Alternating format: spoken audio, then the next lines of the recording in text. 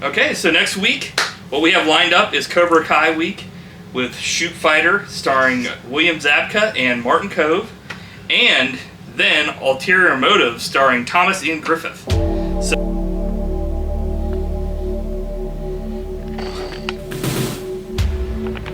Ulterior Motives, starring Thomas Ian Griffith. So guys, until then, see you next time. Okay, Matt, well, I'll see you next week, and hope you enjoy the films, and I'll see you later.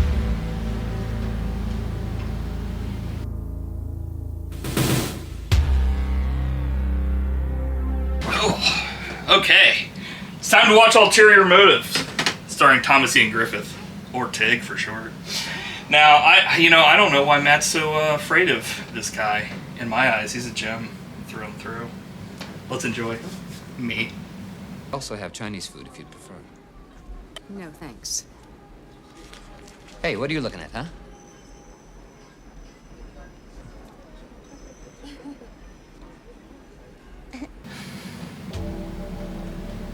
This is weird.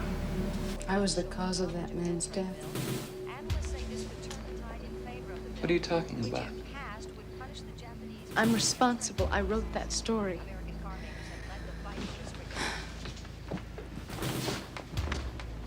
What were you supposed to do? Forget about it? Just let him go? No, I could have talked to him first. He could have had an explanation. The fact that he committed suicide tells you he was guilty. How can you say that? Who knows with the Japanese? Maybe it was the fear of disgrace. Erica, he got caught and took the easy way out. No matter how you justify it or I justify it, the fact of the matter is I am responsible for another man's death. Shut up! The policeman was right. I should have taken you to the hospital. Would have been a waste of time. No. Does that hurt? Yes, that hurts. Son of a bitch! What the hell is going on? Yakuza, you were right. Bullshit, Yakuza.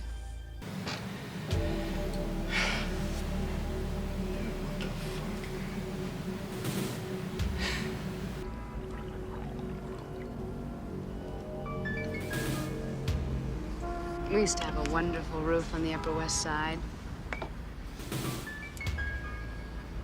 Do you know New York? No. Greatest city in the world.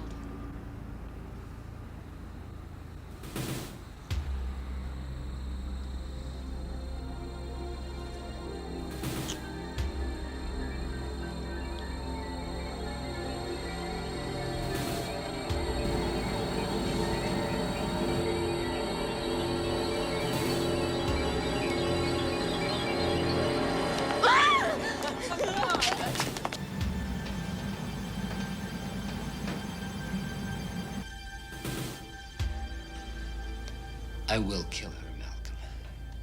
This one will shock even you.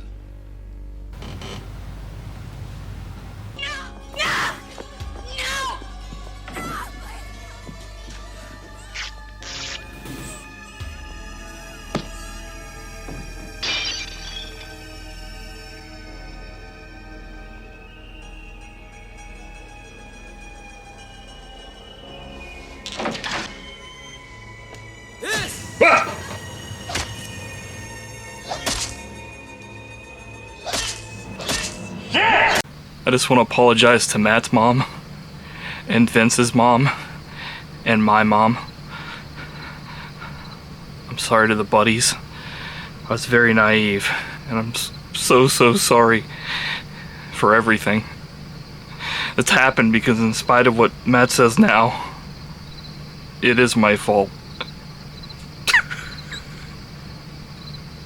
Because it was my pick, and I insisted on everything. I insisted that he wasn't scary. I insisted that we keep watching. I insisted that we reviewed it. And everything had to be my way.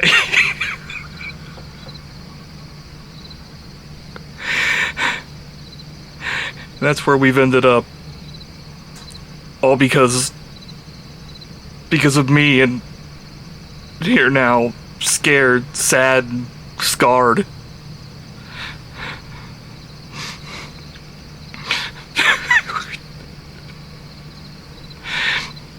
I love you, Mom. Dad. I'm so sorry. Say it, Cobra Kai. Never dies. What is that?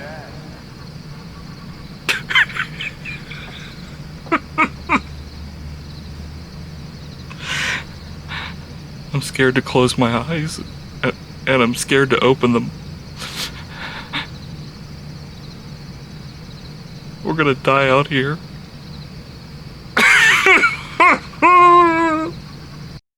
So we're talking Buddy Shotz 156, Cobra Kai week, pickup sticks. For all I give a shit. Yeah, this is fucking... These are dire times we're in here with the Buddy Shotz podcast. I think these are high times, because these are. I think I was high when I. These are two of the best picks in the history of the show. Oh. I had so much fun watching these movies. Nice.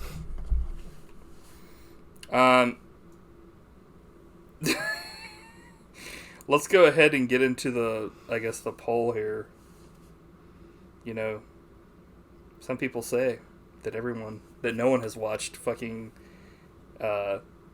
Ulterior Motives, and they would be right. I was like... Including me? Yeah. That's why you had so much fun. Because you didn't watch it. I'm like, man, I've been looking forward to this forever. I've never seen it. Heard of it. I have been. These are movies I never even knew that I loved until I watched them. I don't know if you're fucking with me or not. You're like... I think these are two of the wildest movies we've ever watched. Yeah. And these are the kind of movies I love. Like, I'd never even heard of these before. I didn't even know they existed a week ago. And now they're like two all-time favorites. I still don't know. He's fucking with me. Yeah, he's... What? You telling me you didn't like watching these movies? No, I just can't tell. They were amazing. I can't tell if you're fucking with me or not. I'm not. You picked two all-time bangers. Best double feature ever.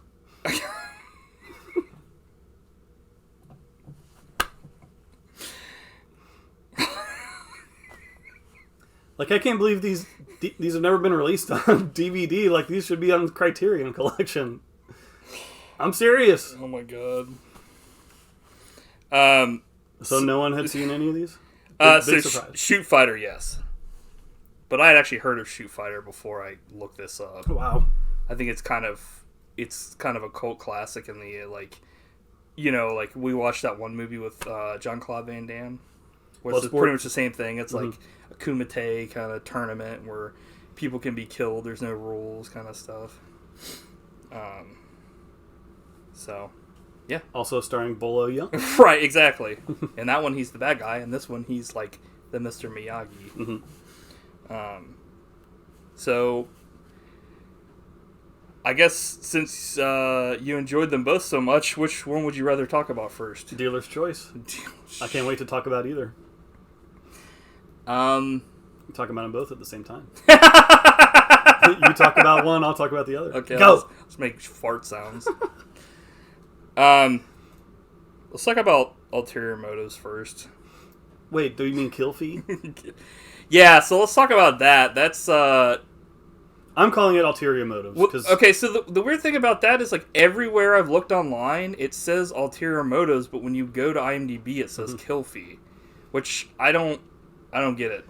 Yeah, the version I watched on YouTube, the title was Ulterior Motives. So right, yeah. Plus, it's a way better title than Kill Fee. Well, it's weird because it's like, a lot of those, like, Italian horror films we watch, like Zombie, well, I guess not all those are Italian horror, but, like, what's it called? Like, when you get into the world of direct-to-video and like, movies that were never released, like, all kinds of weird games can get played. These games are being played! But you know what I mean? Where it's just like, you know, it's like, it's also called Zombie 5, and I'm like, eh. So yeah, this is one of those films that for whatever reason has an alternative title. Kill Fee doesn't even make sense. Like, that's a horrible title. I mean, I don't like it, but like, he kills for a fee. But that's. I mean, what if it was like Ulterior Motives, Kill Fee? I'd be like, what the fuck? But yeah, it's one of those things where I in all the, because whenever I do like the preparation for the podcast, I have to create like hey, this is what's coming out this week. So I make like the post with the pictures of the poster and everything. And all of this, because Ulterior Motives was hard as hell to find any high. I essentially couldn't find any high quality photos of, because it's like straight to home, like TV movie style, and like it was. I couldn't find any poster, even in another country, that said kill fee. So I don't know where the fuck that comes from. If that's something that the users put on there or what. Interesting. So, yeah. So like you said, Ulterior Motives, also known to IMDb as Kill Fee, was a story by Thomas Ian Griffith. Crazy. So, yeah.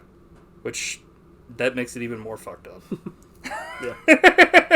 Because the stuff that happens in this film, like you were saying, is just like what the fuck? Like, writing yourself into this role is really, really perplexing to me. I felt like you were playing a trick on me when I was watching this movie, because I always talk about how Thomas Ian Griffith, I think, is one of the scariest. He's too scary to be a leading man. Right. And then, like, this is like, this character is the scariest character. This is exhibit Yeah. A through Z. He makes Freddy Krueger look like Teddy Ruxpin. Freddy Krueger's a bitch compared to him. Yeah. I was actually, what's funny is this is the first time I've ever agreed with you on about Thomas Ian Griffith, because like I've seen him in other stuff and I've never really found him like scary, but in this I was like, dude, what the fuck? This is like this character is like has zero redeeming qualities and he's like a horrifying person, and I was like, man, he could put fucking like any character you can think of that you think is scary, he could play that character and it would be horrifying. Yeah. Like, imagine him as like fucking Darth Vader, or imagine him as like in Star Wars as like a Malak, Sith, the vampire. He would be fucking like horrifying. Yeah, and I'm saying this from a place of love because I love him. I think he's awesome, but I keep asking myself, why didn't he have a huge career? And I think it's because he's too scary. Like, there's craziness in his eyes. I think it's only this film where I've really felt that. And I mean, Terry Silver is. He's more of a fun such a great character. Yeah. Like, to me, like, in this, I was thinking to myself, like, dude, if they got this guy to play, like, the governor in The Walking Dead when it was on, that would have been the end of the show. Because nobody would have watched it. It would have been horrifying. Because he can play that dual-sided, like, character way better than anyone, like, I've ever seen. And it was, like, besides maybe, like, Kreese. But even, like, Martin Kove is, like, he's always kind of like got that, he's up to some shit. Like, so I actually watched some of Karate Kid 3 as well because it had both of them in it, just to see like the part where he drops Kreese off at the airport, and it's just like all that stuff where they're like friends and stuff, and it's just like the dichotomy between the two of them is like ridiculous. Yeah. I mean, we're huge fans of the Karate Kid series. Even Part 3, which I think is much maligned. I think Part 3 is awesome, and Terry Silver is like... Yeah. Thomas Ian Griffith steals the movie. Yeah, I think it's funny because, like, not to go, I guess, too much into it, but but, like, last year sometime I went back and was watching them, and, like, I used to love 2, but I was watching 2, and I was like, 2's kind of boring. It is. It's the blandest of the series. And, like, I mean... It's got some good stuff. I like the idea of it because, like, they have the whole thing where, like, Miyagi's pretty much, like, Daniel's dad. And he's there for him when, like, his dad dies. And it's, like, he, like, holds him and it's... he's like... But you know what I mean? Yeah. Like, whereas, like, it's weird. It's kind of, like, no knock on, like, second films, but a lot of times that'll kind of happen. Like in Indiana Jones, it felt kind of like that, even though I'm not saying Die Hard good 2. or bad, but like 1 and 3 of Karate Kid are totally linked, and like you kind of feel that with like Indiana Jones 1 and 3 or whatever, even I guess because the second one's a prequel. But anyway, yeah, I wasn't super into this movie right away. It was kind of what I was expecting, was just maybe a bland, kind of dull direct-to-video movie, but it started to pick up and get Dude, some of this stuff is ridiculous that happens in this film. It's like... basically, what happens in this movie is one of the most shocking things I've ever seen. Like, my mind my brain was breaking watching this movie. I could not believe what was happening. I can say that about like 1% of movies. Yeah, it was. Which is why I appreciate this so much. Fucked up. So did you? I took a note early on that my note was, I don't trust Thomas Ian Griffith, and I think he's behind everything. I felt that about the uncle, like right off the bat. Oh yeah, because it was like. but were you trusting Thomas Ian Griffith from the get go until things started to get crazy? At the very worst, I felt like maybe he was like a Han Solo kind of guy that would like cut and run, but I didn't feel like he was like you would find out, oh, I've been fucking working with the bad guys the whole time. I was like, what the fuck? When I took that note, I was kind of doing it as a joke to myself, like not really thinking that he would turn out. But then I was like, dude, I was absolutely shocked when that happened. I was like, what the fuck is this? Because then I looked and I was like, okay, we need to just talk about it. Yeah, okay. So, this movie makes you believe that the hero, main character, Thomas Ian Griffith, murders the heroine with a sword, hacks her to death with a sword. Yeah. Like, the movie manipulates you into thinking that's happening, and it shows it happen. Yeah. He's like, He's like, hi! And, like, when it was happening, I was like... Complete fucking Terry Silver on the fucking corpse. Did it work for you? Like, did you think that was really happening when, like... Because afterwards I was thinking, wait, there's no way. The longer it went on, like, afterwards, I thought, holy shit. Yeah. They just killed the fucking lead of this film. Moment, I was blown away. Yeah. I will never forget that. Yeah. And I'll never forget this movie for doing that. I was... Yeah, like, having said that, I was, like, pretty disappointed with how they kind of... That they didn't actually go for it? Yeah. That they pulled it back because there was some, like, ADR line about how, like, at the end it was a cadaver, like, in pig's blood. And I was like... It seemed kind of like Thomas Ian Griffith and, like, the other guy that wrote it with him, like, they, like, had this idea, like, hey, what if we went all the way, but they didn't? Mm-hmm. And it's like, holy shit. Can you imagine if this was, like, in theaters and, like, this happened and they literally just killed the shit out of her? Like, that would have been, like... People would be talking about that film forever. Yeah. Because, like, films never do that. Yeah, right.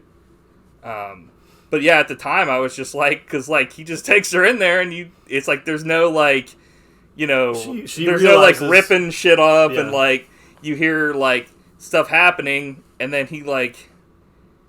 kills the fucking, you know, person, and you're like, holy shit. But it was like he was beating the fuck out of a corpse, I guess. I don't know. And splashing pig's blood on Right, it was just like, I was like, okay, well, he didn't commit suicide. He didn't commit a murder, but he, like, it's like major desecration of a fucking corpse. Like, him and his, like, corner friend are fucked. Yeah. And by the way, he's still totally murdered. Right! He's a straight up murderer. He, like, a villain. Puts a fucking X-Files agent under water and chokes him with a necktie till he drowns. Yeah. And I was like, this is horrifying. A super upsetting drowning scene. Yeah. I was like, because they stayed on it till he died. It lingered on him. Yeah. That was crazy. Yeah. The other guy got it far better because it was literally just he grabbed him and killed him instantly. The other guy, like, suffered like a motherfucker. I was like, this is disturbing. So yeah, like you, I wish they would have gone all the way with it because this would be a movie that would live in infamy. Yeah. But, like, I guess they realized you can't do that and backed it off. But I still admire them for, like, I felt it, like, kind of ruined it for me when they didn't. I was like, oh my god, dude, are you serious? Like, I can see that. Just because it went into the territory. Not, I mean, obviously the act was still, like, fucked up, so I'm not like, this is a kid film, but, like, it almost, like, family shit leaked in, or, like, almost, like, lifetime movie stuff, where it's like, we have to make this, like, then it just have a happy ending, and I'm like, dumb action movie. Which it made no sense even more at the end, because, like, he, like, acted like he was gonna kill her anyway at the end, and then he just walked off, and I was like, eh? Like, the freeze frame of the end where he just walks off, and I was like, On to another great Jack Blaylock. Yeah, adventure. another fucking adventure where he fucking snuffs somebody. Which is like fucked up because his character, you find out, yeah, he killed people for money. So it's not like he was like, he got framed or something. Like, they did have, I guess, evidence on him, but like, he did fucking kill people in the past, and he killed them in this film. So it was like, it's not like he was like, you know, a Han Solo where he was like a good person. He was like a complete shithead. Yeah. I was like, good lord. And he totally manipulated Mary Page Keller, who, by the way, they were married in real life when they made this movie. Shocking. Because honestly, like, Thomas Ian Griffith is in this film, but like, this is not, for me, I didn't feel like this was like a Thomas Ian Griffith like featured film. Like, no, I mean, it doesn't deliver on the awesome poster. Yeah. Which is like, first of all, this tagline, you got some balls. You've seen Seagal and Van Damme. Now, meet the new contender. And it's like, he does some cool action in this movie, but it's like, he hacks a woman to death. Like, Seagal and Van Damme never did that. I know, that's why he's the new guy in town. That's true. He's a new contender. For scariest villain killing ever. Fucking... Yeah, this is the first one where I've seen where he's like a true... I mean, Terry Silver is a villain, and he's fucked up, but like... He fucking, like, kills the fuck out of people in this film, and like... Yeah. And even so, you're led to believe in the past that he probably has killed women and children and shit, and other horrible things, so... Yeah. The movie starts out and he's a private eye that gets hired. Right. Typical standard. I was like, okay, cool. This is going to be like him as a private eye. Can't wait to see him killing dudes with swords. And but he reveals like moments where he like shows anger. Yeah, really weirdly. That was like horrifying to me. I know. Those were the moments where he like yells at one point. That always like just gets to me whenever I see like a guy, like a dude yelling. Oh yeah. Yelling at a woman or a child because they're just having a normal conversation and she's like kind of beating herself up over something and he's like, shut up! And I'm like, and I was like, what the fuck, dude? And then I had to like watch that again because like, did that just happen? Yeah. He's like, shut up! And I was like, and he's like, sorry I snapped at you or whatever. And then like he like doesn't get like laid at one point and he's like, this night he's like, you accuse of bullshit. He's like, this isn't turning out how I was hoping it would. I'm like... Yeah. Also, he like... I wrote, Tig has to keep apologizing for getting scarily angry throughout this movie. Yeah, the part where he like yells at her all the time, I'm like whenever he does it, it comes out of nowhere, and it's like, what the fuck? Because he's a total maniac. Yeah, it's like the part where the uncle's like, take care of her, kill her. And he's like, acts like he's not going to do it. And then he almost... If that couple hadn't come up, he would have thrown her off the roof and killed her. So there's like literally no like saving this character. He's like, yeah. She's like, oh, I'm a little tipsy, and he's like, so insane. I was like, what the fuck is happening in this film right now, dude? Like, I could not believe this. Like how out of control. Yeah, that's why I love this character gets. There's nothing like it. Yeah, that's true. I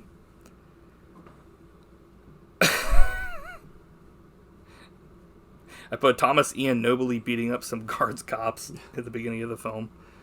I thought, I hate to say, but the action in this movie was pretty bad. Like, I think they did there's like one barely any action in it. It's but there's a lot of like whiffs and like total. Oh yeah, I took a screenshot where he like kicks a dude and the dude's not even close enough. Yeah. So it's like. I guess that was maybe probably on the stunt people or something. Money or time to do another take. Yeah.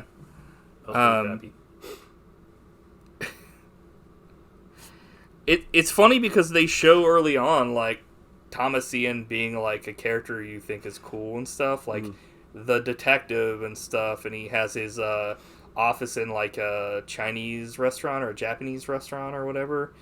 Like, in one of the booths. Like, that's where his office is. And then, like, he... help some lady at a hotel that doesn't speak English, like, find the bathroom. Dude, that was so funny because she's telling the front desk lady, yeah, and she goes, like, why would you tell her that? Even if she spoke the language, like, it makes no sense. Yeah, I thought that she was asking, like, where is the restroom, but, like, I think the subtitle... Okay, let's talk about the subtitles too, but... Well, no, that's actually in the other film where the subtitles are fucked up. We'll talk about that. But, like, she's like, I gotta go to the bathroom. She's not asking where the restroom is. She says, I gotta go to the bathroom. Okay, like, go. You don't have to ask permission. Yeah! This isn't like first grade. Thomas Ian's like, always ask for forgiveness, not for permission.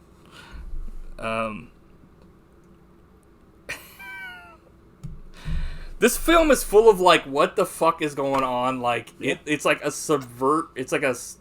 Ryan Johnson would love this film, because this is like a subversion paradise here. They go into a room and take pictures of files, like Austin Powersvich style, like Spy. And they do the thing where they show the dudes walking up and everything, and you're like, okay. They're gonna get caught. And they just walk in on them! Yeah. Like, there's no, like, they're not even close to getting away. They literally, the Yakuza just walk in on them, and I'm like... Yeah, that was great. It was like, I couldn't believe what I was watching. I was just like... I guess I was expecting, since I've seen so many films, that to happen the other way, but when it didn't, I was like, I can't believe that just happened. Yeah, this is the kind of movie I love the most. Like, when you... Like, I had no idea what was going to happen from minute to minute. Like, it was not predictable at all. For better or worse, it was totally insane all the way through. Worst. He got caught and took the easy way out. Jesus! Like, when they said that, like, the one dude committed fucking, like... Seppuku. Yeah, Harry Carey or whatever. It's like... Also, like... They're like, yeah, it's suspicious that, like, he would do that because that's not practiced anymore. I'm like, what?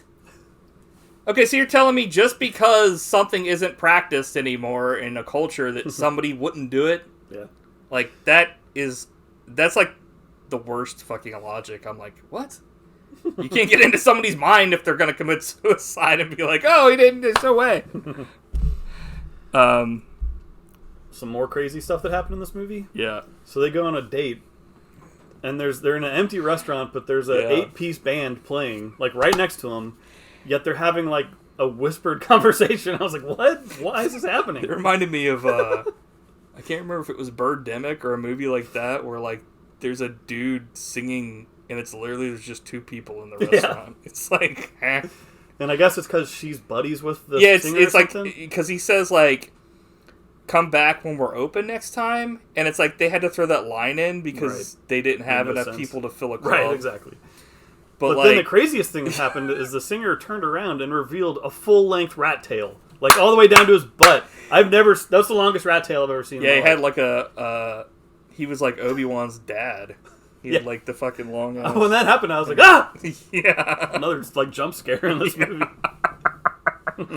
Yeah, he was like a manimal or something. Did you catch this? The live prawns that get thrown into boiling sound effect water as they just swim. Like, they literally were just, like, not killing them. Mm-hmm. I was like, well, that's nice. But then, like, later they were, like, rubber. I was like, okay. Yeah. We got the corner played by MC Gainey. So, this guy, he's been in a bunch of stuff, and I can't remember. Yeah, I thought you would maybe know. Oh, yeah, he's been in so much stuff. Whenever I see him, I always think of Con Air. He plays Swamp Thing. Yeah, that's right. Like the DC character. Yeah. He's another scary actor. But he's not the scariest actor in this film. Correct. I always like seeing him pop up. He's a unique... oh, yeah. Second time Jack's lashing out at a woman. Jesus. What'd you think of Mary Page Keller as Erica? Because she's the lead of this movie, basically, over him. Yeah, I mean, I don't know. She's playing, like, this reporter that's trying to, like, you know, they're trying to make her, like, Lois Lane and stuff, and it's just, like, she ain't no Lois Lane. Or April O'Neil. She wasn't horrible, but I thought she's good. I've never, like... When I was watching her in this, I think I was just kind of like, when the fuck is, like, Thomas Ian Griffith going to do something in this film? And her job in this movie is to be, like, manipulated and terrorized. Yeah, she's essentially, like, she's a character that gets, like, I mean, this movie is a bait and switch, like, hardcore. You think that, like, the fucking ultimate. The movie's going to be about Thomasine Griffith, and it's about her. And you think it's going to be, like, a martial arts, like, thing, like, excessive force or something, and it's not. It's honestly more, like, this movie is honestly, like, a Lifetime movie. Hardcore. Because it's like a woman is betrayed and fucking... I'm surprised she didn't have cancer in this film, because it's like, totally Lifetime, you know, she's treated like shit. The people around her, like, the only living relative, or, like, you know, person that's her relative, her uncle, betrays her. Then the man that she finally falls in love with betrays her. And, you know, she lives through the power of love. Yeah. So, I don't know. I'd like to see her maybe in something else. I don't really... I feel like this was a little hard on her to really do anything more than just be tortured, like you said. This ain't no Saw, but at the same time, some shit happens in this that I'm like, would fit in those movies. Oh, yeah. Fucking... Dude, can you imagine if fucking... Thomasine Griffith, was fucking the mastermind behind all the Saws? I'd be like... Yes! It would make sense! Yeah. The actor. I can imagine him as any horrific villain. So he says, let's do something. What do you have in mind? Let's go out. Let's stay in. I'll cook dinner. Can you cook? No. Perfect. I will say I did think they had some Poetry. chemistry. Yes. Makes sense. Well, yeah, I mean... But sometimes married couples don't have chemistry on... You know, it's a weird like thing us. sometimes. There you have it. I think we have good chemistry. So... Jack is a bad guy. You have to do her, Timothy. I'm like... Okay. I'm like, I knew it. Yeah, it's just like... Can't fool me, Tig. Which is funny, because this is actually the first film we watched on this podcast where he is a complete bad guy. Yeah. Like Secret of Giving, the whole time I was waiting for him to turn heel, and he never did. True. An accident won't work now, because he was heel from the beginning. He was a bad guy from the beginning that turned good. Yeah, that's true. An accident won't work now. It has to be something spectacular. Something Japanese. I was like... Why? What is this fucking dialogue? Like the uncle or whatever? It's like, for somebody that works, like, internationally, this guy is, like, awfully fucking, like, racist or, like, he doesn't understand. It's like, I didn't understand it. I was like, what? Also, like, when she, like, Mary Keller or whatever is typing on her fucking laptop, it's like she's got, like, a Lego keyboard or something. It was, like, fucking torture. I was like, holy fuck, dude. Like, that was the real torture. It was. Dude. This line caught me off guard after... So, the part where he fucking kills this woman, and he's, like, supposed to fucking kill her. Okay? The two guards, or the two guys that were sent there, like... after they find out that he did it, are, like, shocked? Even though they were supposed to kill her and then kill him? And he just the way he did but it he was says, so, you got off easy, because they're gonna, like, lynch him. You got off easy for what you did to that woman. This one time, I'm gonna do it for pleasure. What? The fuck are you talking about? That was great. I was like... So you have a problem with him killing a woman that you asked him to kill, but, like... You don't do this for pleasure, and then now you're gonna get pleasure from fucking hanging a man? Yeah. I was like, Jesus! Yeah, this line, it was a corpse from the morgue and pig's blood. I went, dude. I knew, after a few minutes of, like, it sunk in, I was like, okay, his buddy is the undertaker, or the morgue worker. He's like, rest in peace. They got a body from the morgue, okay, whatever. Another line I wrote down that I was cracking up, but I probably shouldn't have, was... They return to the same spot that earlier in the movie fucking Jack Blaylock fucking knocked out one of the guards, and the guard has him at his, like, disposal, and is just like, I remember you. I own you. Not Not really. Yeah, because you got owned. Because yeah, in what way? He reamed him Yeah. like 5 seconds later. Oh man! And then Jack ends up killing both the woman and the uncle at the end of the film, and I was like, "Good lord, dude!" Like straight up Jason Voorhees. Yeah. Holy shit. And then the end credits roll to like a haunting music, and I was like, "What have I just watched?" This is insane. It was a Lifetime movie, dude. Like I picked a Lifetime movie and I didn't know it.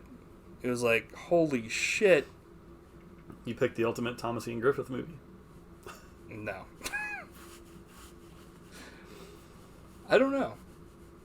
He was definitely, I mean, I've never denied that Thomas Ian Griffith is a great actor. I mean, I think I gave him the top nod for the Oscars or whatever. He's great in this. I think this, like, yeah, he's great in this. It's just a fucked up film, for sure. Yeah.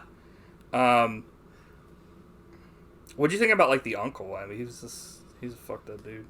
Yeah, he was just a, he's like pretty, you said, right away. Right. Like, this character only exists to be a villain and, like, betray his... Yeah, and he fits into action films so well. Yeah. But which this is not an action film, but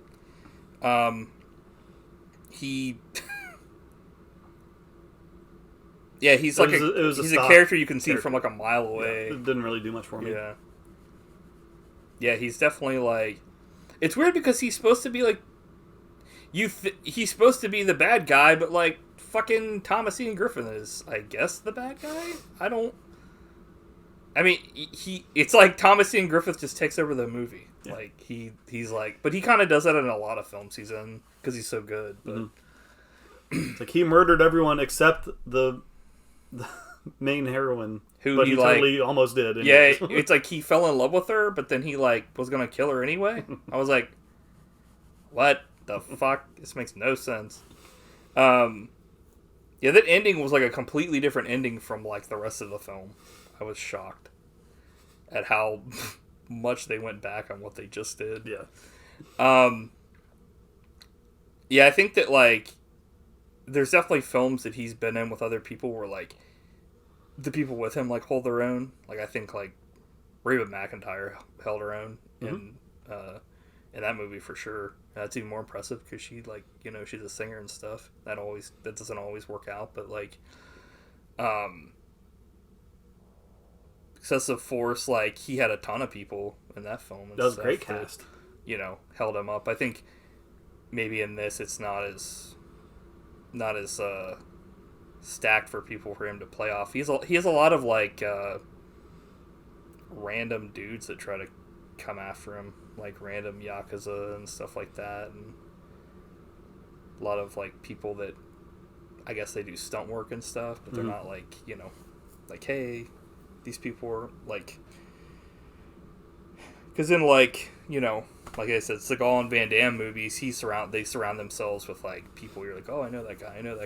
In this, that's not really the case, because I didn't really know. It's a low-budget direct-to-video market. Like, in this, it was, like, the only person I really recognized was the coroner. Mm-hmm. So, not knocking, like, Mary Keller or whatever, but I don't really know too much about her as far as... She's still working, apparently, and does a lot of TV stuff. Nice. To this day. I didn't really know anything about the uncle at all. Like, I don't know, what he's done, but... Ran out of steam on this one. I that's all I have to say about it. I don't know what else to say. I'm going 9.95 on this. I think everyone should see it. It's amazing. I wish I had seen this, like, years and years and decades ago. I can't believe I never even heard of it. I haven't. How about you? Probably give it like a 6 or a 7. Not super great, but it wasn't horrible. I mean, to me, this is why I love watching movies. I think the ending ruined it for me. I was just like, I was totally on board, and then when they were like, I didn't kill her, I was like... You had total bloodlust. Like, yeah! Well, no, it was great. It was like, holy shit, I cannot believe that they did this. Yeah. And then they completely ruined the film. It's like Law-Abiding Citizen for me all over again. They took, like, a film that actually... Like, Okay, so I'm not looking to be like, let's kill a fucking woman, let's kill an innocent man or anything, but like in Law Abiding Citizen, it makes no sense that fucking Jamie Foxx would fucking outsmart this guy. In this film, like, it makes no sense that he would fucking, like, do all this for love and then 5 seconds later say he was gonna kill her anyway. Like, I was like, huh? So, that's the only reason why I can't really give it a great... I mean, if I was rating it just on Thomas Ian Griffith alone, it's always going to be a 9.95, but it just didn't have the same, like, you know, cast and crew, and, you know, I will say, though, like, as far as, like, shock value, that's a total 9.95. Like, holy fuck. I'm never going to forget what I was thinking and feeling at that moment where he's hacking her to pieces and blood splashing all over. If the movie had ended there, total 9.95. But everything after this is a complete waste, in my opinion. It kind of... Because they led up to that, and I was shocked. I was like, holy fuck, I can't believe they just did that. And then they didn't, and I was like, oh. Okay, well. Whatever. Well, I'm glad you liked it, though. All right. Should we move on to Shootfighter? Shootfighter, Fight to the Death. The first one. I don't know what the fuck the second one's called. Is Shootfighter 2? I think so. I didn't even know either of them existed, and I didn't know Shootfighter 2 existed until today. Yeah. I'm glad I did, because I can't wait to watch that. Yeah, I fucked up, kind of, because I was like, I'm doing a Cobra Kai week, and then I was like, oh, there's two Shootfighters. Maybe I should have just done Shootfighter 1 and 2, but... maybe I'll do another movie with Thomas Ian Griffith in it and do Shootfighter 2, and it'll be another Cobra Kai week. I like it. So, this movie, has Martin Kove, who plays Kreese from Karate Kid films. And, of course, another film we've watched on this podcast. What is that, Matt? Do you remember? What's it called? It's... I'm actually asking you. I'm not quizzing you. I was thinking Strike Commando, but that. But that's the one. Yeah, that's the other one. Steel Justice. Yeah, where he plays John Steele. Yeah. With 2-step or whatever, 1 step. So freaking good. Yeah, 3-step. 3-step. And then we've got William Zabka, who's best known for Johnny Lawrence in Karate Kid and Cobra Kai, and love him. I want to do more stuff with him, but like. I guess I'll just have to like look into his IMDb and stuff. But this is one that I saw. I told you last week. I just watched Just One of the Guys, which I really liked a lot. I thought that was awesome, and he's playing the William Zabka role as the bully in that movie. He's in like I think How I Met Your Mother in a bunch of episodes, and he's in a bunch of other shows at one point and stuff. I didn't know he kept doing as much stuff as he did, and I know that he came back as Johnny Lawrence in a bunch of like side stuff that was like not official, but it was fan films and stuff. That or like it was like a movie and he showed up as the character, or like a commercial, or like you know what I mean, like Martin Kove where he showed up as Kreese, but like it's not Kreese, that kind of thing. It's kind of like this movie. They could have fitted into the Karate Kid. Yeah, this was kind of like universe. An alternate, if it's like Star Wars kind of thing where like. Kreese was Martin Kove is Darth Vader, and he's trying to sway Johnny Lawrence over to the dark side, which I guess Kreese becomes even more of a psychopath. Yeah, and becomes what's his character, Mr. Lee. Mr. Lee. I wonder if he's like Lee's famous recipe that made me puke that one time. So yeah. Oh, and of course we can't. Forget to mention Bolo Young is in this film. The legend. Yeah. Love Bolo. They show him like kind of like front and center, but like he plays more of a Mr. Miyagi role in this. He has top billing. Right. And the thing about that is like obviously like Pat Morita wasn't like Bolo Young, so he's not able to do the kind of stuff that like Bolo Young can do. Yeah, this is Bolo like Young's legit. He fought Bruce Lee in Enter the Dragon. Dude, he's awesome. I'm like, and JCVD. Oh, who's that? I don't know him. Do you know? John Claude can Van Damme. But like, Shit, what was I saying? I think it's pretty cool that a movie from the 90s would have a non-English speaker getting top billing in a movie. It's pretty cool. Yeah, I think, what was it? Bolo Young. This is definitely like an alternate version Karate Kid where like Bolo Young was cast as Mr. Miyagi, and you actually get to see a real fight between Kreese and Miyagi. Yeah. Because I love Pat Morita, and Mr. Miyagi is the shit, but like he's not. It was kind of like what Kreese does now, where like people fall around him, and because he's like rooted, whereas like Miyagi is, people fought him and they flipped around him, whereas like this was like an actual fucking fight. Yeah, and plus, both Martin Kove and him can. I mean, well, obviously he can fight, but Martin Kove is still in his prime, trained in the ways, and he's an actual like martial artist, as with Terry Crews. Terry Crews only lives once. Boo only lives once. Bolo only lives once. Jesus. Well, that's true, I guess. I don't know why I would say Jesus. It's a fact. Unless it's James Bond. You just now realized your own mortality. You're on mortality. Unless you're like the James Bond universe, then you live once for yourself and one for your dreams. It's like, what? That makes no... Well, does it make sense? You only live twice, Bolo.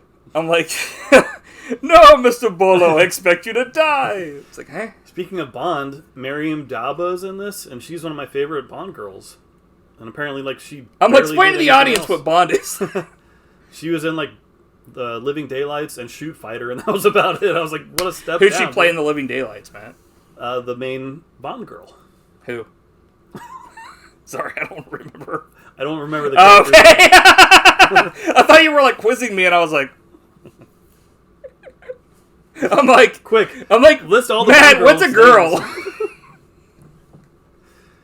But it seemed like she was kind of slumming in this, or maybe not very good, or like, well, this is a nothing character. Like who does she play? His girlfriend, William Zabka's girlfriend. Yeah. She's fine. Her friend was like one of the worst actors I've ever seen in a movie. Like, it was rough. So let's get this out. Like, some of the acting in this is not great. I feel like her friend and William Zabka's friend are kind of yikes a little bit. Yeah, what's his name? Michael Bernardo, because he wasn't even an actor. I think he's just a martial artist. I think, and it totally tells. Yeah. Because he has, like, deer in headlights look throughout this whole movie. They definitely don't. I think there's a reason why they have a lot of the actual, like, stuff, like, the character development happened to William Zabka in this film, because he's, like, a fucking great actor. Yeah. Great actor, I agree. Real quick, because we were talking about Bolo. Yeah. It was cool to see him play a good guy for once. Yeah. And, like, be a little bit charming. Not only a good guy, but a character, a good guy that is, like, a pacifist and, like, you know, is he trying to... He put his shoot fighting days behind him. Yeah, he's trying to show his students and everybody into the... But it was so funny. I'm sure you probably were going to talk about it, but, like, he's his Sifu, right? But he's never teaches him anything, and he's only, like, letting him take days off. You never see training in this film, except for between the new, like, the friend. Yeah, like, I don't know if he was actually a good Sifu, because he even overhears him, like, talking with the Shootfighter guys, and he does nothing about it. Like, you'd think he'd at least ask him about it. Like, my favorite part, well, not my favorite part, one of my favorite parts in this film is where Ruben, William Zabka's girlfriend, asks, she says, Sifu, can we have the night off? And he goes, and I'm like, he does like the La Rosa's fucking painting. And I'm like, what? And like, not only that, but like, at that exact moment, when that fucking happens, they cut to like, Kreese looking at a picture that was taking like, of that fucking moment. Yeah. Later, like, you know, like, hey, you know, he's actually here. And I'm like, it's like the fucking photo in Indiana Jones of Sean Connery's headshot being on his own son's desk. Yeah. And I'm like, what? Why would you have that? Good question. But I love that stuff in films where it makes no sense, but it's hilarious because it's like, they didn't think that there wouldn't be like, you know, that the camera angle that the film is showing would be not the exact that's same. a common mistake, and like you just don't think about it. And if you do, you're like, wait a minute. Yeah. Of course, I always catch that stuff because it's funny. I actually didn't catch that, but that's hilarious. I have a question. Yeah. What's shoot fighting?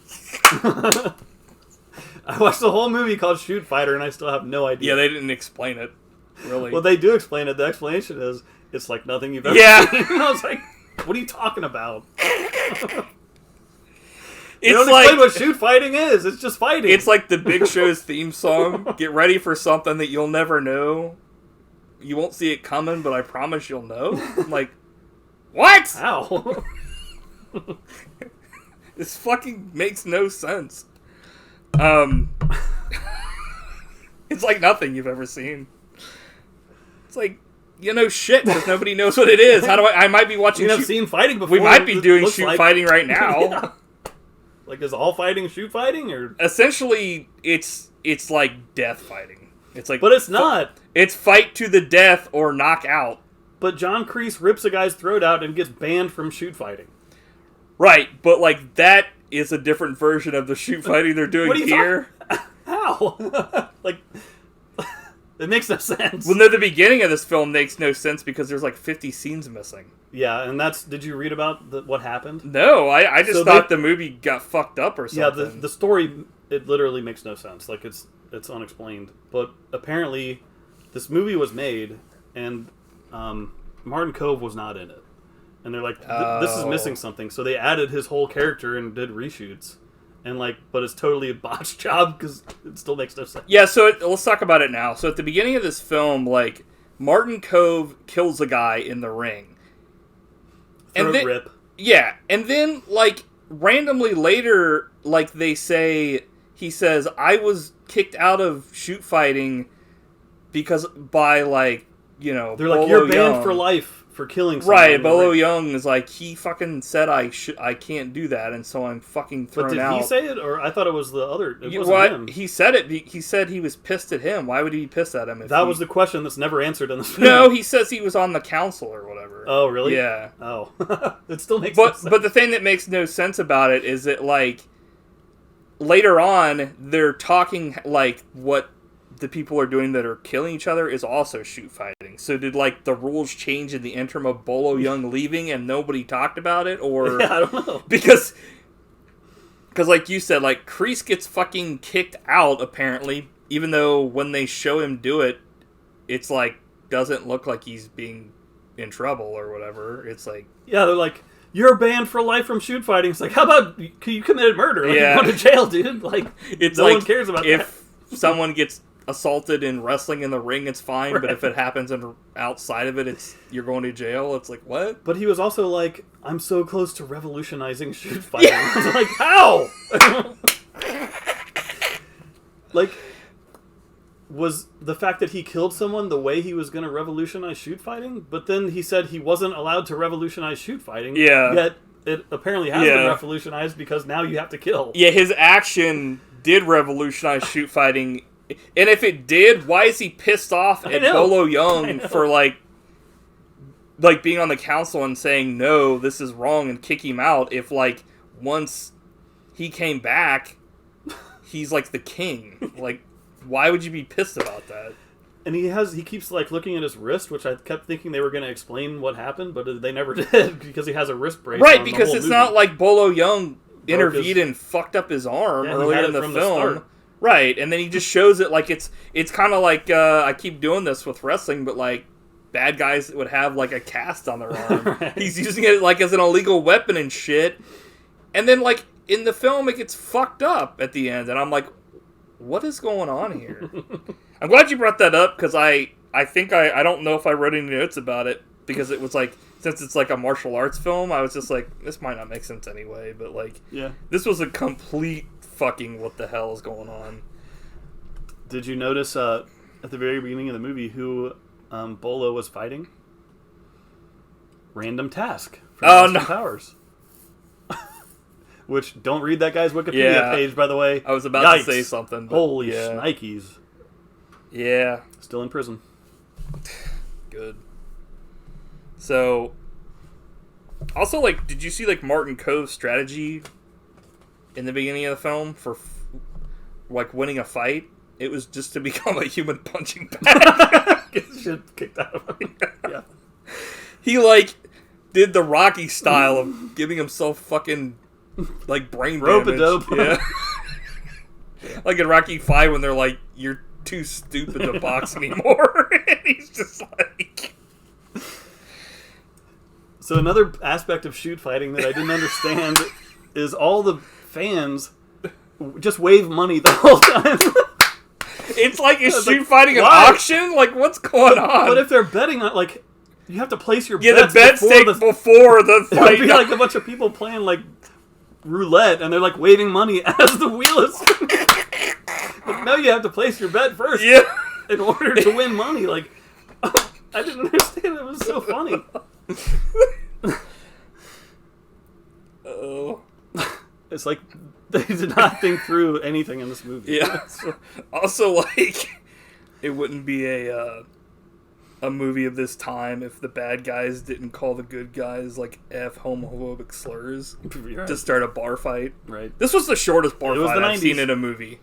Because they call him that right as they're about to leave, and they say, you know what, how about we play one more game? They turn around and ream these guys and just leave. Yeah, it's not even like... They down each dude with, like, one punch and they're done. They're dead. They're, like, fucking done. It's not like Steven Seagal where it's, like, one dude that takes on, like, 500 guys, like, 500 grandpas in a fucking town. Yeah. It's like... I like that scene. I thought it was pretty good. Yeah, I was just like, dude, this shit was over before it began. Another thing that made no sense is they go into the locker room with this guy, and they're like, he's like, I don't want to continue because he found out that it's like fight to the death or whatever. And he's like, oh, you don't want to go into the ring? Okay, teach him a lesson. And they beat his ass. And I assume he's alive, and I'm like, okay, I'll take that over being fucking murdered in the ring. Yeah, like, the same thing. Fucking... They hit him in the head with the locker door. And he just like, yeah, he just knocked out. I'm like, I'll take that. Yeah, that's fine. That's my way out. Like, get my ass beat rather than to get fucking, like, killed in the fucking ring for no reason. Also, like, this movie and, like, the other movie, Ulterior Motives, have the same fucking thing where, like, people have, like, horrified looks on their faces, like, a lot in both these films when they're dying. And it's like, Jesus Christ! Like, when people die in this film, it's like they didn't know they were going to be killed, even though it's like a fucking murder fucking fight. Also, I did not expect this movie to turn into a total gore fest. Like, it was insane. Yeah, this is fucking gross shit. But I loved it. It was like people getting their throats ripped out and all this other shit, and I was like, holy fuck, dude. Like, good God. The version I watched on YouTube, I assume it's the same one you did, it looked awesome. It was like HD quality. Yeah. But I noticed some of the gore was slightly lesser resolution, so maybe it was like a director's cut or something like that. I put here 23 minutes, there's like a funky Friend music kind of thing going on. The music was weird. It was like, and I was like, what? That happens like twice in this film, and it's just like, when there's some weird montage of like, two friends doing something, and I'm like, I appreciated it. I wrote down, Bolo is the ultimate seafood, but all he does is not train people in this movie. Like, there's not one... He's like a life coach, but he doesn't say anything. He doesn't speak. Yeah.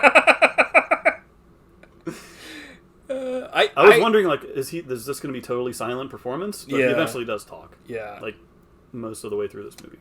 I was watching... It's funny because... Okay, so you think about, like, all of the, like, Miyagi kind of types. You've got, like, who you got? Like, Yoda, obviously. You got, Dumbledore and Harry Potter. You've got, like... Mako from Sidekicks. Right, you've got, who else? Like, think of it, like, Gandalf.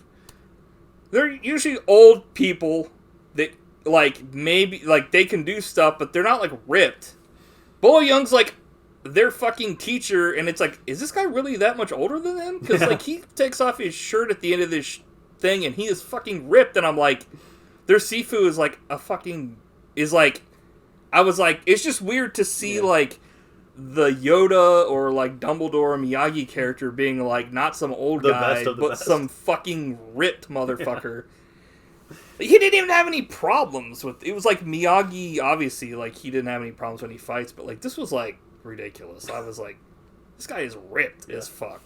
I mean, we had already seen him in Bloodsport, and Double Impact. Yeah, he's ripped in those, but it's like he doesn't play like a fucking Zen monk that like rips off his shirt and is like, you're like, what the fuck? That was awesome. Because the whole time he's wearing like this, I don't know what it's called, but it's like kind of like the thing that Steven Seagal wears. Like a gi. Yeah, everywhere. He's like, you're the Bunani. And I'm like, ugh. No beret, though. That's true. So we got...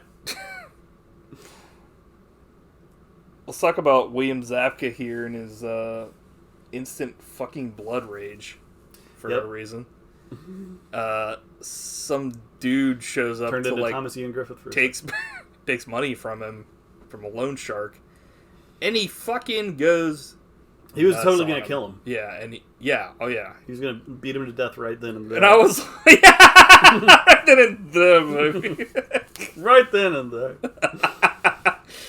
Yeah, it was fucking weird, dude, because it was like, I was like, that was one of my first, like... It was the first... Nothing that had happened up to that point indicated that he was capable of, like... Right. Just flipping out and murdering someone. Yeah, this was the first time in the film where I thought maybe the script had gone a little off the rails. Yeah. Because this literally came out of nowhere. This was like... I don't know. I don't want to say this because I don't want to rip on the film, because I actually like this film, but, like... I loved it. This not this film. I was going to say, like... I was going to make a comparison. I don't want to rip on it too much because I like this film, but, like, it was kind of like Anakin levels of, like, instant, like, I will fucking kill. Yeah. Where I was like, what the fuck? I can't believe I just watched this. But at least there was, like, a reason for it. About Star Wars now? Well, I mean, I like Hayden Christensen, so I don't want to, like, rip on him. Fair enough. But, like, this was like, he also had like fucking red eyes like a Sith or something in this shit. I was like, what the fuck is going on? They like flipped the switch on him and it was like, and his friend came over from the Power Rangers and was like, you gotta, you can't just kill a man. And he's like, it's life or death. And I was like, I mean, I understand like the guy pulled a knife on him and stuff and he wanted to subdue him, but like, he was not stopping. If his friend hadn't shown up, he would have committed a murder. Yeah. Like, and I love William Zabka too, but I think he's grown as an actor over the years. Oh yeah, because I thought he was a little bit shaky at times in this movie. I thought he was good at times, but but it's also like you said, a horrible script. Whereas something like Cobra Kai, like the character of Johnny, is unbelievably good. Well, it's also you look at like you look at Martin Cove, and like he was awesome. He is chewing this film up. And, like... Plus, he's, like... He's also been doing this for a lot longer than William Zabka has. And William Zabka, the only training he's ever had, that he had, I think, up to this point, was just playing, like, bullies and bad guys. Right. And in this film, like... He's the lead. He plays good guy, but, like, I feel like there's just not as much for him to do until he gets to, like, the shoot fighting, like... Like, his best acting for me is when he's, like... He turns bad, but then he's realizing, like, holy fuck, what have I gotten myself into? And he watches people get killed, and he's horrified. Yeah. Like, he does his best acting, like, in that moment when he's actually got character development and stuff like that going on. Yeah. It's kind of hard to, like, if all you were playing is, like you were saying, like, bullies and stuff, it's like... One note. Right, yeah, and it's kind of like, he's like, I can do this, but, like... Because, I mean, you look at, like, Cobra Kai, and it's like, he's done everything. He's a revelation in that show. Yeah. But, yeah, you mentioned Martin Cove. I loved him in this movie. Plus, his look was just awesome. Oh, he had the feathered hair going and, like, the stubble. I was like, he's looking good, baby. Yeah. Yeah, he's looking... He's got the Kurt going. Sweet. Kurt Russell look. Let's see if there's any other notes here. Dude, so we haven't even talked about my favorite part of this movie. The Snake Man fight. Oh my god, dude, I forgot about that. Insane. Boa. So it's like this little squirt dude. He looks exactly like Alex Winter. And he licks a snake. But they're playing some like stereotypical fucking like Indian music or some shit, like Dulcim's gonna come out from Street Fighter. Yeah, and then he's like dancing around, and he's like, yeah, at one point he fights like a huge abobo dude. Yeah, and the guy grabs him, got him in a bear hold, and he like turns into a snake. Yeah, yeah, he like goes over his back, and when he does, the guy like is like shocked, like where he went. I'm like, dude, he just went behind I was laughing you so hard. Yeah, until I started laughing harder when he got his heart ripped out of his chest. Dude, that's one of the biggest laughs I've had in a long time. It felt so good. It was so like fucking like, it was like the opposite of like Indiana Jones, where it's horrifying. It was like hilarious. It was so stupid. I couldn't. Because also the heart is like, looks like shit. Yeah. Like it's got these two little twigs sticking off of it. I was like, do hearts have twigs sticking like in different directions like that? I guess those are like the fucking. That was so funny, dude. Yeah.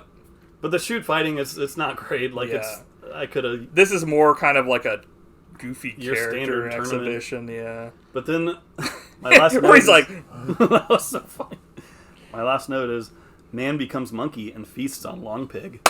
What the fuck was that, dude? Guy literally turns into a monkey man. When I wrote my note for that, I put, this guy's going crazy. Like, what is, what? Let's see if I can find my fucking note here. He was like literally making monkey noises. Yes, okay. One of the fights has a bunch of mocking Bruce Lee wah stuff.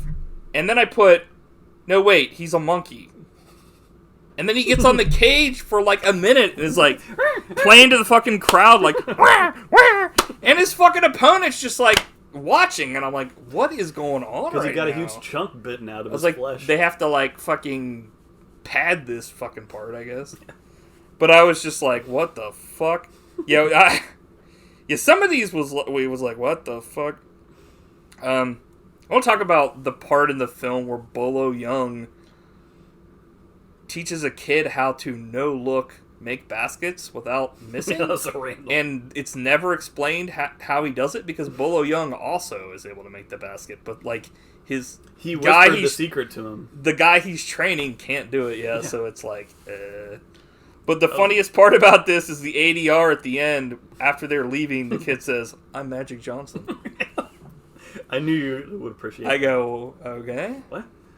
Plus, in 1993, I think Magic Johnson had retired at that point. Yeah. like, okay. Get your references up to date. Well, yeah. It's maybe, no, well, not only that, but it's like, yeah, if he had retired, I mean, was this kid even alive when he was still playing? Like, what the fuck? He's like, I'm Kareem Abdul-Jabbar. Like, I can't wait to be Harvey Keitel. It's like, huh? Kareem Abdul-Jabbar. I'm like, the guy says, I hope you brought your body bag to William Zabka. I was like, okay. Yeah, I think that was like a trailer moment, probably. Yes, if there even was a trailer for this movie. Trying to see if there's any other notes here I have that are worth.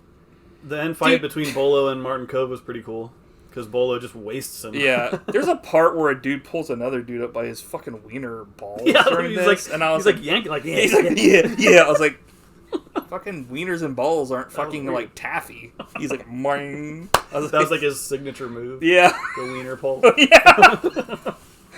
I was like, I definitely noticed that, and I was like, this, like, the fights in this were like directed by a child. I like, just when I started to get bored by him, something insane would happen. I was like, I can't believe what I'm fucking watching right now. Like, not Ulterior Motives way, but in a way of like, this would be on like Power Rangers or something. Like, this is so goofy. What the fuck? So he kills Martin Kove in like one of the most brutal arm breaks I've ever seen in a movie. And then it's like fucking weird. Then it's like credits, which I totally appreciated. Yeah. Kreese says finish him, which I thought was cool at one point.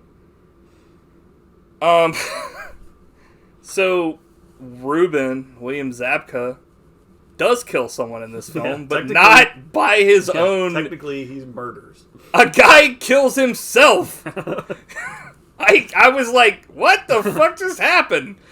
Once again, another shot of a guy dying, looking horrified because he's dying. It's like, Did these guys get like fucking coaching from fucking like I don't know who what's his face, fucking the dude that does special effects that we met? Savini? Yeah, Tom Savini, like because he's seen death. It's like, this is horrifying, dude. That guy was literally hoisted on his own petard. That's true. Well, he like literally, it's like he came up and the fucking sword was... He jumped on a sword. Yeah, he literally fucking jumped, like, rose up into a sword for no reason. I was like, what the fuck just happened?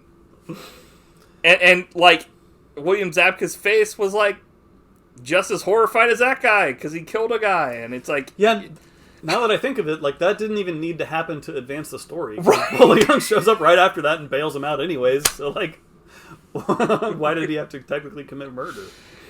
Maybe it like comes into play with more character work in the sequel. I don't know. I guess we'll find out eventually. Dude, I'm so on board for Shootfighter 2. Can't wait to watch it after this one. But like the subtitles. So this is the subtitle thing I was talking about earlier. So Bolo Young hasn't shown up yet. His I guess this is his like friend or his aunt or his mom or his girlfriend, whoever this lady is talking to him and is like, you need to go back and you need to like, you know, finally finish this. She says, you know, you need to finish this once and for all. And in the fucking subtitles, once and for all is underlined. Why the fuck when she talked would it be underlined? Like he saw that and was like, oh, once and for all is underlined. Like, I just thought that was so weird. Like, it's stressing it to the audience, but like, what? I've never seen that in the film before, unless it was like Naked Gun or something, like as a joke. That's funny. Yeah. Martin versus Bolo.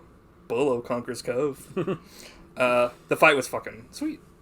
Yeah. I mean, Martin Cove starts out, gets a few good blows in, but then he just gets owned. Martin Cove was the charisma. Bolo Young was the, like, action. Yeah. Because, Bolo Young, I mean, I've only seen him in a couple things, and he always plays like a bad guy, and he's not like... They usually don't give him a lot to say, sadly. Mm-hmm. Like, I'd like to see maybe something where he says more. Yeah. And, because I'm sure if he's made it this far, like, in acting and stuff, and in, like, martial arts... He has to have some sort of charisma. When you give somebody no fucking he has so much charisma. He doesn't. You need to say anything, and you remember him. Like, I mean, that's mainly just his look. I agree with what you're saying. That's less charisma and more look. I feel like I do agree. I think he's really good at making like that maniac face. Yes. He's like, "Argh!" But that's just. I mean, that's just like a bad guy thing. So like, I would like to actually see a film where he gets to. So, Shootfighter. But yeah. Bolo Young, again, hopefully I'm sure we'll see more stuff with him in the future. Yeah. The next movie. I'm so glad you picked this because I'd never even heard of it and I loved it. Good. Another hidden gem. Yeah, this film was fucking sweet. Yeah, 9.95 for me. I agree. This was a 9.95 for me. I think I just had more fun watching this one. This one was so fun. Yeah. And it's funny, like the stuff we laughed a lot talking about this, and I had a blast with both of these, but yeah, Shootfighter was great. Shootfighter was definitely one I would say is like more. It's definitely more. Well, I don't know if I'd say friendly because fucking not at all. But I think more general audiences. You can kind of put this on in like a party and stuff, and people can watch it. A blast. Ulterior Motives, like you kind of have to pay attention. My only hope is they explain what shoot fighting is in Shootfighter 2. You think they will? I don't know. I don't know if I saw in this one because I have to see it to believe it. It's like nothing I've ever seen. Oh, you're right. I don't know if I saw it. So. All right. Jesus Christ. Okay, so what are we doing for next week? Next week, I'll do a double feature of Get Carter, starring Michael Caine. And Get Carter, the remake, starring Sylvester Stallone. Get Carter week. Thanks. I like it. Cool. You better. Have you seen either of these films? I have. I think you'll like at least one of them. Maybe two. Hopefully. I guess we'll see. Yeah. Are these like... excuse me. So you said it's a remake, so it's kind of like when you did like the Hunter week or whatever, where it's like, I guess we'll see how closely they adhere to the Get Carter name. Just to tee it up, Get Carter is my favorite Michael Caine movie. Not Austin Powers. Goldmember. I'll watch Get Carter and be like, if I need a tissue, here's a... Wait, if I got an issue, here's a tissue. Fuck! Stand up and take it back. Yeah. Not the Ipcris file. Cool, man. Really good. Yeah. Okay, well, next week we will get Carter. Until next time. Yeah. Bye. What are you saying bye for? This is just the beginning. No, Vince, please, no more. Dude, come on. We're like fucking scared. Like, legitimately, that's too much. Finish this podcast review of Shootfighter Fight to the Death and Ulterior Motives. Or what? You'll get a body bag? You'll finish us? Or fight to the death. Well, look, this is not going to happen. I'm not going to fight you to the death. We have to. For the fight of my life, showing what I got. Started from the bottom and I'll never look back. Look at all my haters, y'all making them mad. Final round. Fight.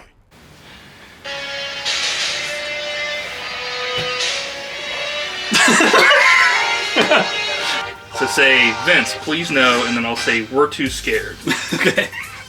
What is that? No dialogue shit. I like it. Our dialogue's always shit. Yeah. Alright. Vince, no! Was that? You just told me and I forgot already. Vince, please, no more. I'm trying to think I'm smiling the whole time.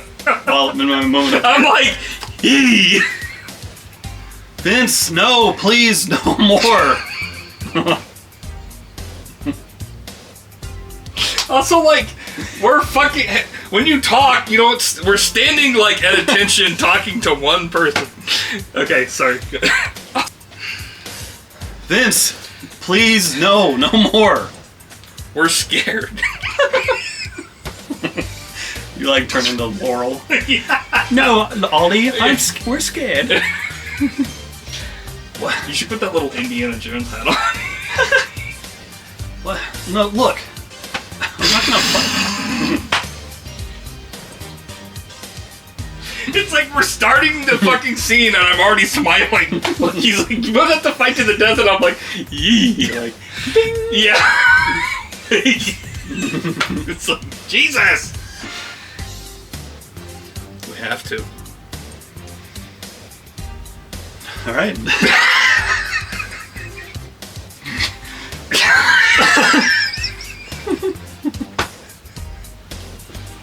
That time we're like total nerds. The time where we both attack like this.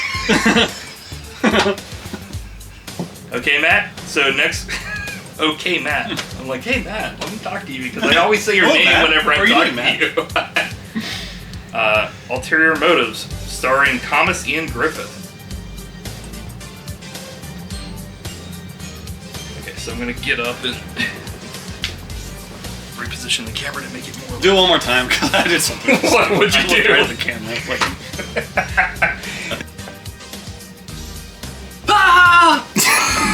Or wait, why would I be fucking standing up watching a movie? I'm like... you don't do that every time? It's fucking a movie. Like, I need 5 TIG admins. So stupid. We're rolling. Okay. In your own time. Take your time. Ah! Shit! That was great. That's Test. recording, Wait. right? Yeah. Looks like it. It's actually the first time we've ever done this where I can actually see the entire picture. Wow. You're like, wow, who gives a shit? I'm like, why don't you tell someone who gives a shit? 9.95. Emotion is feeling so high. 9.95. In overdrive. Put your body in overdrive. 9.95.